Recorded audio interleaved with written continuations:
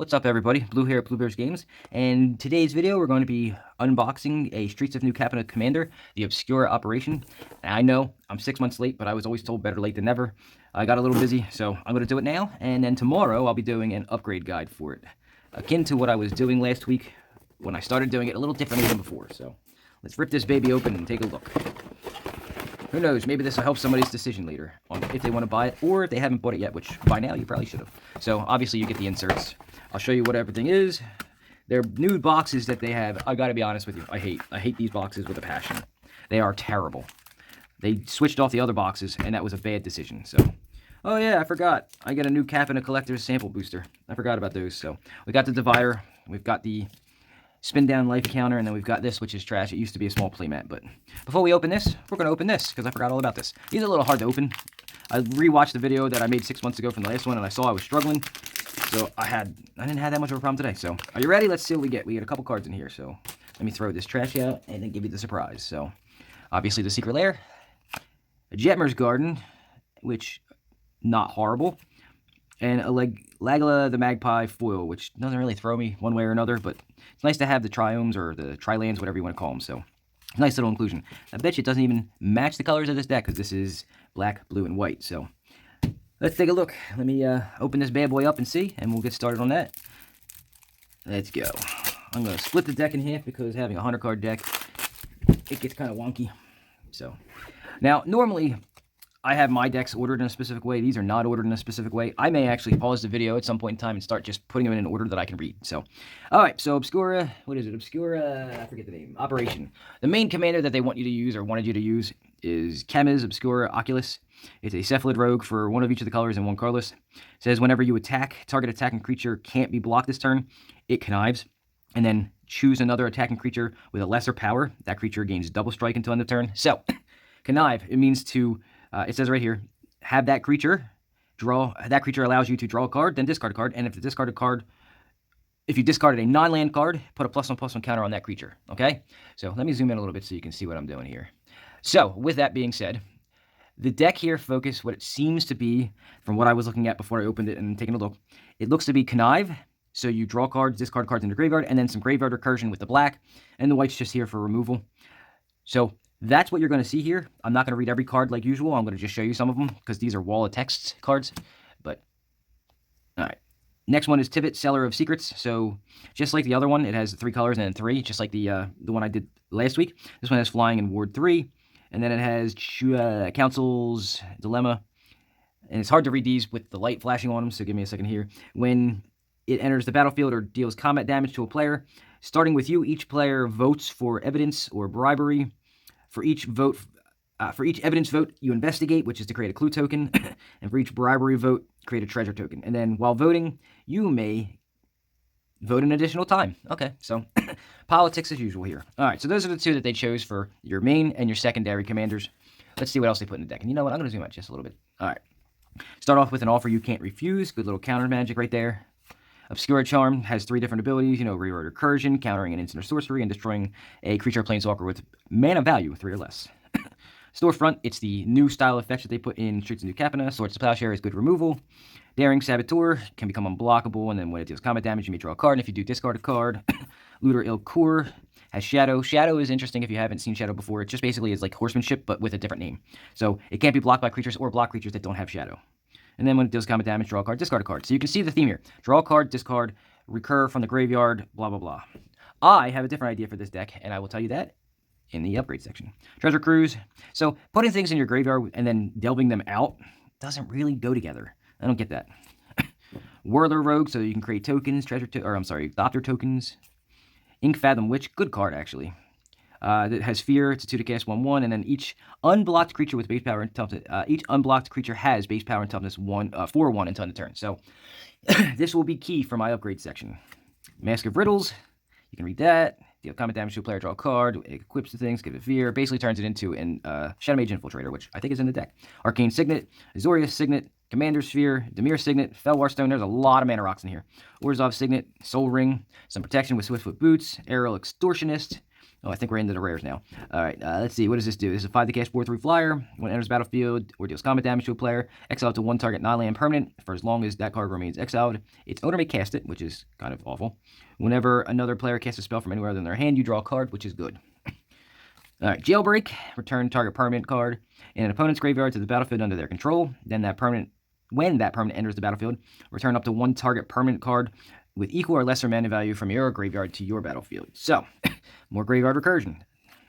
Smuggler's Share. I'm just going to let you read that one. It's not horrible, but not great. Cephalid Face Taker. It can't be blocked, which is always a benefit in some things. And remember that term, can't be blocked, because I'm going to talk a lot about that in the upgrade section. At the beginning of combat on your turn, you may have it become a copy of target creature until end of turn, except it's a 1/4 and has this creature can't be blocked. Change of plans. Actually, this is a good one. I like this one. So it's 1 blue, 1 of any, and X. And then each of X target creatures you control connive. And then you may have any number of them phase out. So you have to connive, but then you can phase them out. So it's kind of like, and it's an instant, so you can do it when a board wipe happens. So it's nice to protect your stuff. Into Deep, split second enchantment, makes a creature, or is it permanent actually? Enchanted permanent, becomes a clue token. Mask of the Schemer, when it's an equipment. When the equipped creature deals combat damage to a player, it connives X, where X is the amount of damage that it dealt to the player. So you see where we're going here. Let's see. Skyway Robber, 4 to cast 3/3 flyer with escape. And when it enters the battle, when it escapes. Let's see. Skyway Robber escapes with whenever Skyway Robber deals combat damage to a player, you may cast an artifact, an instant, or sorcery spell from among the cards exiled with Skyway Robber without paying its mana cost. That's actually not horrible. All right, Lethal Scheme. You can convoke it, destroy a creature or planeswalker. Let's see. Each creature that you convoked Lethal Scheme with connives. Misfortune Teller. It's a 4 to cast 3/1 Death Toucher. When it enters the battlefield or deals combat damage to a player, exile a card from a graveyard. That's pretty important. If it was a creature, create a 2/2 Black Rogue token with create a 2/2 Black Rogue. And if it was a land, create a treasure token, otherwise gain 3 life. So non-creature, non-land. Yeah. All right, Writ of Return. Return a creature from your graveyard to the battlefield tapped, and you can cipher it. And I think I explained cipher recently to you. You can read that if you want, if you have to pause the video. Life Insurance, it has Extort. I love Extort, by the way.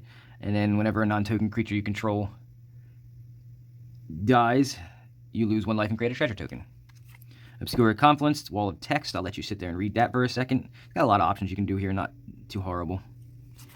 Oscar Rubbish Reclaimer. So it's 5 to cast for a 3/3. This spell costs 1 less to cast for each different mana value among cards in your graveyard, which is always nice. And then whenever you discard a non-land card, you may cast it from your graveyard. Currency Converter. Whenever you discard a card, you may exile that card from your graveyard. And then you can pay 2 and tap it to draw a card and discard a card, or essentially connive. Or loot if you want to go that route with it. Or you can tap it to put a card exiled with Currency Converter into your graveyard. If it's a land card, create a treasure token. If it's a non-land card, create a 2/2 Black Rogue token. All right, Archon of Coronation. You can go ahead and read that. It's not that impressive to me. Austere Command. Nice little board wipe there. Dusk Till Dawn. I love this card. The Dawn part especially. Return all creatures with power 2 or less from your graveyard to your hand. And then, of course, the first part is destroy a creature with power 3 or greater. I actually use that in a lot of decks. Stun Titan. Helps recur stuff. Champion of Wits. Can eternalize itself, so it can draw cards, discard cards, and then when it dies, you can draw cards, or you can cast it from your graveyard. Actually, you exile from your graveyard, and then create a token that's a 4/4 of it, so you can draw 4 and discard 4. Chasm Skulker is good. I like this in card draw decks. When I do the upgrade section, this would be a keeper. Whenever you draw a card, put a +1/+1 counter on Chasm Skulker, and then when it dies, create X 1/1 blue squids with Island Walk, where X is the number of counters on it. Commit to Memory is good. It's a non-land permanent removal of some sort. And then the memory, of course, is what Time Twister would be if it was made today, 6 to cast. Ghostly Pilfer, not that impressive. It's good for spirit decks. It's not really something I would use other than that. Identity Thief, when it attacks, you may exile another non-token creature, and if you do, Identity Thief becomes a copy of that creature until end of turn, and return the exiled card to the battlefield under its owner's control at the beginning of the next end step. So this actually has another way to be used in like a flicker deck. Nadir Kraken is actually one of my more favorite cards recently printed. 3 to cast for a 2/3. Whenever you draw a card, you may pay 1, and if you do, put a +1/+1 counter on it, and create a 1/1 blue tentacle creature token. Gotta love tentacles. Stolen Identity, I actually have this in a deck I just used, or I just made, I think. It's this or it's the other one. It creates tokens that are copies of creatures or artifacts. Custody Lich enters the battlefield, you become the Monarch, and when you become the Monarch, target player sacrifices a creature. It's a 4/2 for 5. Drana, we know Drana, Vampire, I have it in my Edgar deck. Graveblade Marauder, you know this was downshifted recently. I think it was in one of the master sets, it was downshifted from a rare to an uncommon and back up to a rare in the next set. It's a 3 to cast 1/4 Death Toucher. When it deals combat damage to a player, the player loses life equal to another creature cards in your graveyard. I actually have a use for that. Nightmare Unmaking. You can read that one. Pause the video if you need to. Profane Command. Choose 2. I actually like the commands, especially the blue one. You can choose 2. Target player loses X life. Return a creature card with mana value X from your graveyard to the battlefield. Target creature gets -X/-X until the turn, or up to X target X target creature can fear until the turn. Nobody really probably uses that last one. Layla. Layla is her own deck in her own right. I don't see her fitting very well in this build. She's great for her own build though, and that's really off. Look at that. It looks like it's pretty high up there. It looks like this one's miscut. Daxos of Melodus. Not bad. I actually make a deck based on this. Not a commander deck, but a 60-card deck. Dragon Lord Ojutai. So 5 to cast 5/4 flyer. It's a dragon. It's a blue and white dragon, by the way. Whenever it deals combat damage to a player, look at the top 3 cards of your library. Put one of them into your hand and the other in the bottom of your library in any order. The others, not other. Fallen Shinobi. I actually need this. I needed this for a build recently, and unfortunately I didn't have it. It's 5 to cast 5/4 with Ninjutsu. And then whenever it deals combat damage to a player, that player exiles the top card of the library. Until end of turn, you may play those cards without paying their mana costs. So it steals, draws. Here's Shadow Mage Infiltrator, old card. This is Finkel. So it's a blue, black, and 1. It's a 1/3 with fear, and then whenever it deals combat damage to a player, you may draw a card. Finkel style for sure. Silent Blade Oni. It's another ninja. And Ninjutsu. Whenever it deals combat damage to a player, look at that player's hand. You may cast a spell from among those cards without paying its mana cost. I do like that theme when it comes to the older ninjas. Anyway, they steal stuff. Thief of Sanity, more stealing. You can read that if you'd like. Pause the video. Utter End, good permanent removal because it's needed. Rexiel isn't deep. I get why it's in here because it fits the colors, but I have a different direction. I'm looking at these now, and I'm really thinking that the direction I'm going to go in is going to be wholly different. I'll explain that at the end of the video. But for now, let me get through this. Quiet as Spike gives a creature death touch. Whenever a creature deals combat damage to a player, that player loses half their life rounded up. Actually, not horrible. Stronic Resonator, copy a triggered ability, and then you may choose new targets.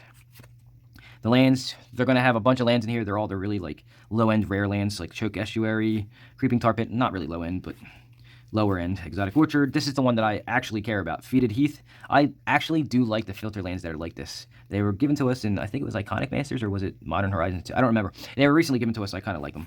Port Town, Prairie Stream, Sky Cloud Expanse, Sunken Hollow, Temple of Silence. You can see they're all low-end stuff. A little bit more ramp. Wayfarer's Bauble. You can go search for a land and put it in the battlefield tapped. Arcane Sanctum, I don't know why it's in the middle of the lands. It's a tri-land. Ash Barrens, Cycling Land, Command Tower, Esper Panorama, Myriad Landscape, Path of Ancestry, I really like Path of Ancestry. Rogue's Passage, absolutely needed. Thriving Heath, I bet you all 3 of them are in here. Here they are. There they are. And then the rest are, looks like, yep, basics except for a couple of the tokens here. A couple of the full art lands, they give you 1 of each. Then they give you that really thick, this is a thick boy, thick commander that is etched, it looks like. And then they got tentacle tokens and fairy tokens and squid tokens. You know why you got all these tokens? Because this deck is not very focused. What's on the back of them? Alright, got treasure tokens, got the Monarch, Rogue tokens, Clue tokens, and Champion of Wits tokens. So, alright, so that's what comes inside the, what is this? The Obscura Operation, Streets of New Capenna precon. It's not focused. I understand the idea is to draw, discard, and then recur from the graveyard, but if you're in blue, why are we discarding? I understand that you can get things back from the graveyard for cheaper, but not all the time. I mean, some of these spells that get the recursion of stuff back are like 5 and 6, whereas, some of them are expensive, but not all of them, mana value-wise. So I think I'm going to change the direction of this deck to go, and you may recognize it because I just made my own version of a mono blue Tetsuko deck where everything was unblockable. I'm going to turn this on the upgrade section into an unblockable deck because, the main commander here, he makes things unblockable. Might as well. It connives. I'm going to make it, you know what I'm going to do? I'm going to make it similar to the Tetsuko deck, but in the 3 colors, because with the 3 colors, you have access to a lot of much better stuff than just mono blue. So I'm going to do, let's see here, we're going to do unblockable, and most of the creatures that you do use when they deal damage, draw cards, and then some card draw, and then some other stuff. So that's what I'm going to do for the upgrade section. So join me tomorrow for that. So that's the video I have for you this week. If you have any comments, questions, or concerns, or just want to talk about the deck or any of the other decks and videos that I create, you can go ahead and contact me at bluebearsgames.online on Facebook. You can email me at bluebearsgames@gmail.com, and I'll get back to you when I have an opportunity. Or you can leave a comment in the section below, and I'll get back to you in that way. And then if you want to talk further after that, you can go ahead and contact me one of the other 2 ways.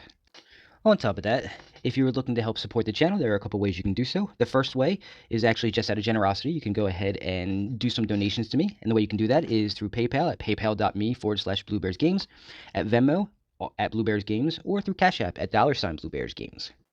The second way that you could help support the channel, this one actually gets you something for your money. You can go ahead and take a look at all the decks that I've made, and you can make a purchase of 1 or 2 or maybe even 5. I have 60 card decks available for sale, and I also have Commander decks available for sale. So if you're looking at them, you can go ahead and take a look at any of my stuff on the Facebook page or through the Facebook Marketplace. They're all available there. You can see the logo that you need to look for, and all those are available for purchase. You can contact me at any time, and we'll go ahead and talk about how you can acquire one of those. And the last option is the freest of the 3 options. You can do me the favor of subscribing to the channel if you haven't done so already. That way, when I get to my 1,000 subscribers and 4,000 watch hours, somebody else will be paying for the bill. You can also like the video. Apparently, the analytics show that the more people who like your video, the more viewed it gets. So that would help me as well. Or you can share it out on your social medias, whatever one you have, and other people will eventually start subscribing and watching more videos. So all 3 options are great and will help support the channel. That is my time for the week. I want to thank you for watching. Please join me again next week for another deck build video, and I will see you all then. Have a good week.